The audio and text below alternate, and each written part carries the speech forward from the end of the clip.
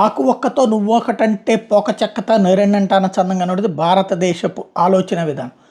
భారతదేశానికి సంబంధించినటువంటి BSF border security force fencing వేస్తుంది బంగ్లాదేశ్ భారత్ సరిహద్దులలో.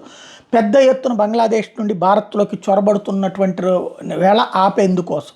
అయితే దాన్ని అడ్డుకోవడానికి బంగ్లాదేశ్ బోర్డర్ గార్డ్స్ వాళ్ళు వచ్చి మన దేశంలో జరుగుతున్న దాన్ని ఆపే ప్రయత్నం చేస్తే మన దేశ ప్రజలు మన సైన్యం కలిపి తిప్పి పంపించారు మన బీఎస్ఎఫ్ కలిసి. అయితే దానికి కోపంతో బంగ్లాదేశ్ మన రాయబారిని పిలిచి సమన్స్ ఇష్యూ చేసి మీరు తప్పు చేస్తున్నారంటే వాళ్ళ రాయబారిని పిలిచి సమన్ చేసి మేము తప్పు చేసేదని మా దాంట్లో మేము కట్టుకుంటుంటే అని చెప్పి పంపించినటువంటి మోడీ సర్కార్ ఎక్కడితో వదిలిపెట్టట్లేదు. బంగ్లాదేశ్ డిప్లొమాట్ మహమ్మద్ నూర్ ఇస్లాం ని ఏదైతే భారతదేశ విదేశాంగ శాఖ పిలిచి ప్రశ్నించడంతో పాటుగా టోటల్గా బంగ్లాదేశ్కి సంబంధించినటువంటి ఇతర బ్యాచీని కూడా ఫాలోఅప్ చేస్తుంది.